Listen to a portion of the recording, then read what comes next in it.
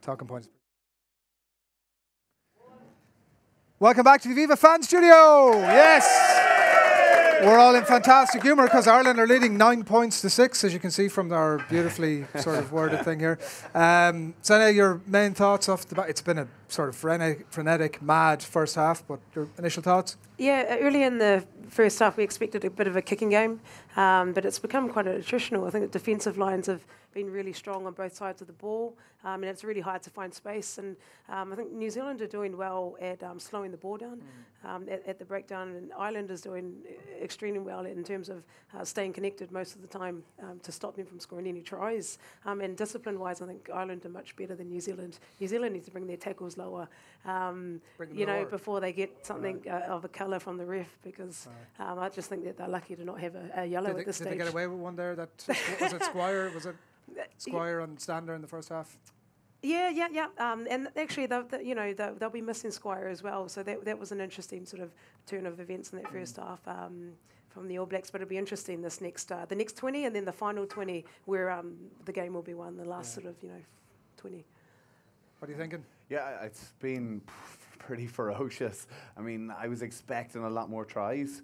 But I think the Irish defence, both defences, as Sene said, have been incredible. I think the Irish defence, though, is really smothering New Zealand. I've been surprised they haven't seemed to go too wide too much. They seem to be trying to take Ireland on physically. They're trying to really batter into each other. I mean, when you have players like Ioane on the wing, you have Ben Smith on the wing, I don't think they've hardly touched the ball. So for Ireland, I think that's a good thing. Whenever New Zealand have gone wide, they maybe have had a bit of purchase, but obviously the game plan is we're going to outmuscle these guys, and Ireland are certainly giving it to them. And yeah, an incredible half for Ireland. I think they looked dangerous when they got the ball in hand. I mean, Ireland be disappointed they don't have a try in that first half. I think they've had New Zealand. For the lack of trying, they tried. Yeah. But no, I think they have had New Zealand on the rack a few times, and just cynical tries, as Sene said, that there could have easily been a yellow card. Yeah, there's a bunch of stuff that we want to get into. We want to hear from you as well. So if you've got any questions from our live audience at the Aviva Fan Studio, Owen's the one who's perched in the middle. We'll come to you in a couple of minutes. And we want to hear from you as well. If you want to get involved, drop us in a hashtag a comment on the hashtag Aviva Fan Studio, and we'll bring it to our panel of guests, one of whom is Donnacha, who I'm coming to know, who's again distracted by something over here. Stay with us, Donnacha. Stay with us. I enjoyed our conversation all through the first half, and it's brought up a whole bunch of talking points, but one of them is about that high New Zealand penalty count. It's been, I don't know exactly what it is, but it's bloody high. Yeah, it's very high. They're under massive pressure, I think, and that's, I think you can see here at the end. Rory was trying to have a chat with Wayne about the penalty count, and obviously Wayne wants to keep control of the game. I'm sure he's quite aware, and he knows that might have to put out a yellow. Ireland just got to stick to the job. There were some massive moments in that first half. To see just Stander's poach after, I think, just on the Ireland try line. The New Zealand team had the ball for 2.5 minutes, so the ball in play in that first half is ferocious. And in Chicago, the ball was in play for 44 minutes, 45 minutes, and as Sene said there, the last 20 minutes, that's when the All Blacks, that's when it pays back for them. So I think Ireland, with their bench, Liam Squire having to go off, that's forced their hand a bit early on one change, and Josh van der Fleur has had an absolute storm of a match so far. He's carried very, very hard. Massive link play down the short side with Keith Earls in the first half. I think it was a play right out of Joe Schmidt playbook. And you've Jordy Murphy, who hasn't. The last time he played a game for Ireland, it was against the All Blacks in Chicago. So maybe something there as well. Yeah, 9 penalties conceded apparently. Yeah, it's a lot. That's amazing. More of the same in the second half would be. Absolutely. Just what we need, isn't it? Well, it shows that it's working. It shows that Ireland's holding the ball. It's easy to hold the ball, and a team just has a defensive run. But you can see the little mini plays, the loop plays out the back, the little slip passes. I mean, these are the things that are practiced over and over and over again in training over the last couple of weeks. And I would say it looks like there's one play in particular there that they've pulled out a couple of times. And I haven't seen it in the last couple of weeks before, so I would say that's something that they've been working at even in the weeks leading up to that. Which one is that? It was the slip pass out the back with one person coming forward and one person out the back, and then sometimes with the trail on the inside. The loop, so a loop to then a block pass or something. A block pass?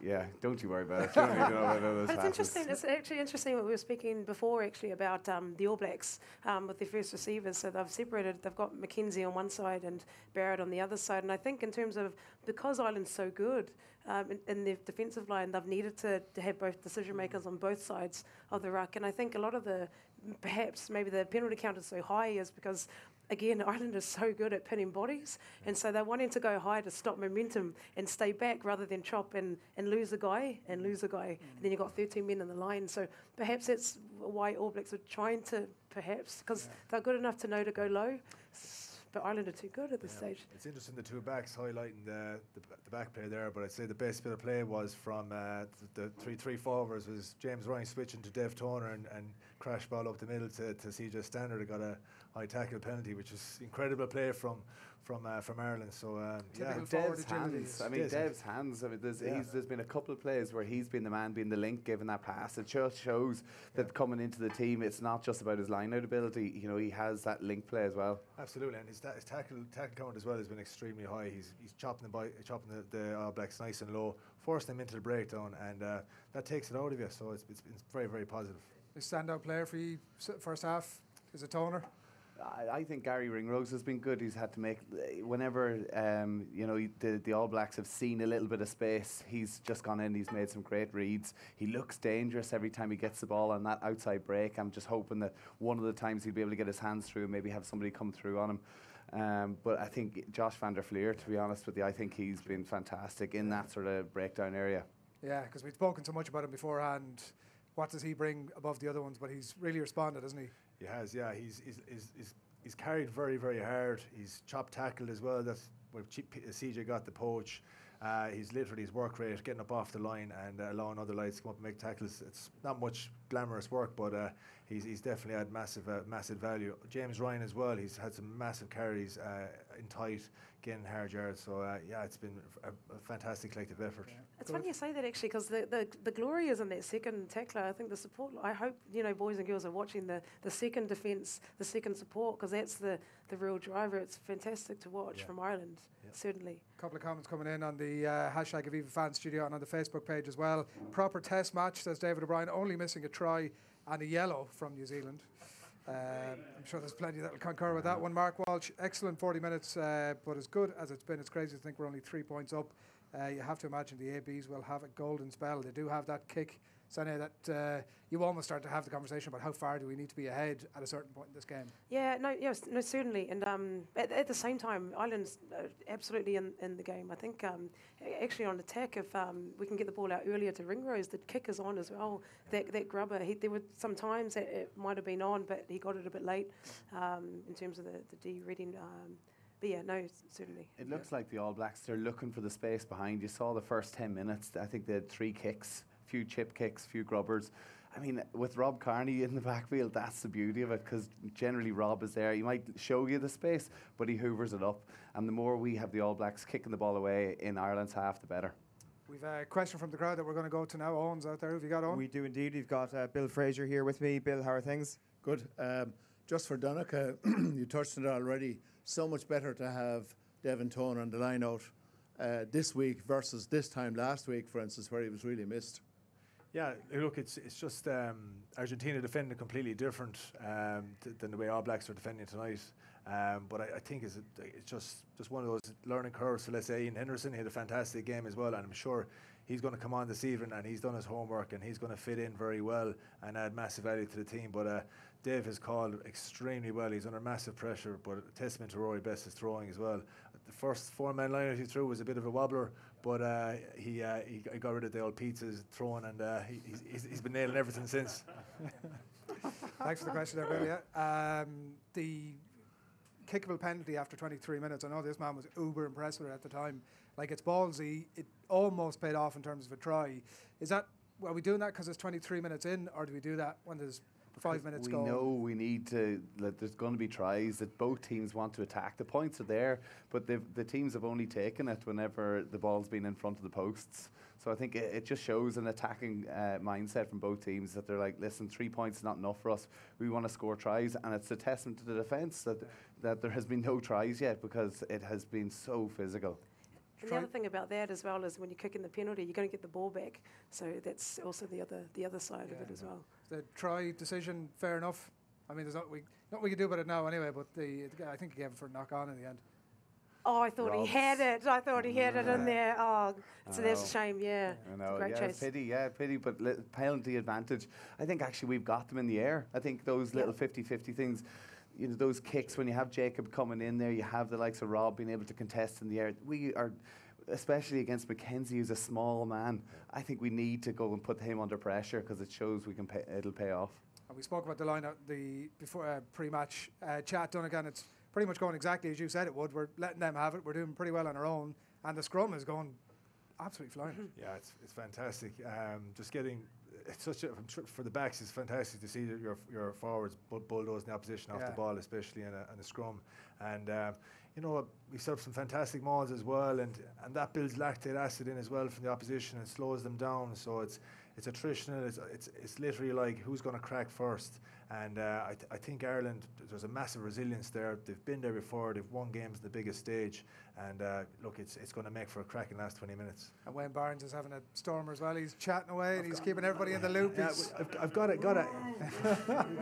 Donnacha's we should point out that Donnacha's certainly the one person in this room who's a big Wayne Barnes fan. I got to defend him here because you're on the pitch. That's a lot of pressure there. A lot of people. Obviously, everyone's emotions are high. Players' emotions are even more higher because they're getting their head kicked in. So you're basically, you hear Johnny using some colourful language there sometimes. When you've got to be careful as well because, he's trying to make sure that the game is the two best teams in the world here today, and you're on show for the whole world to see. And to be fair, he's communicating fantastic with the players, saying that after when the break in play happened a few times, he's talking to Dave, Roddy Retellick about the gap in the line-out. That's fantastic feedback. So and it gets him involved in the game as well, and he feels more comfortable. He's not going to make any rash decisions. Yeah. One more comment here from Rian O'Clerig on Facebook. High tackle on the touchline after those other two penalties. New Zealand should 100% have a man in the bin. So we'll see how Wayne Barnes gets on with all of that good stuff in the second half. So 3 points in it. Sene, we sort of gave our predictions beforehand. I know you're predicting a slightly wider gap at some point or another here, but on the evidence of what you've seen so far, what are you thinking? Have you altered your opinion now, or where are you at? No.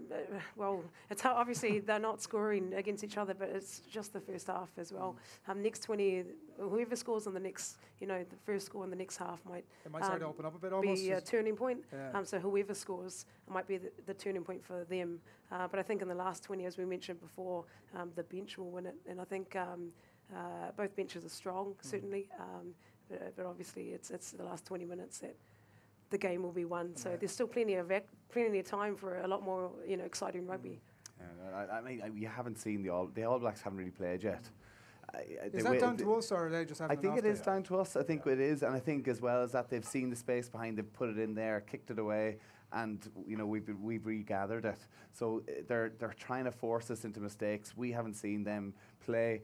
Listen, we hope that we don't see them play because there's only 3 points in it, which is incredible to think. It's going to be pretty. I think there's going to be a lot of tired bodies certainly in the second half. Yeah, and saying there the changes are going to be massive. But like for instance, the New Zealand's bench. Okay, if Dan Cole's to come on, but now Lau is Casey Lau's brother, who's only played one match last week and one game before that. So his fitness and how up to speed the scrum will be interesting to see, and hopefully it likes Vander Porter and Jack McGrath coming on and can do a job. Have an impact, yeah. All right, teams back out on the pitch for the second half. Ireland lead by 3 points. Let's see if we can get this done. How are we feeling, everybody? Going to get it done? Yes. We'll see you again at full time.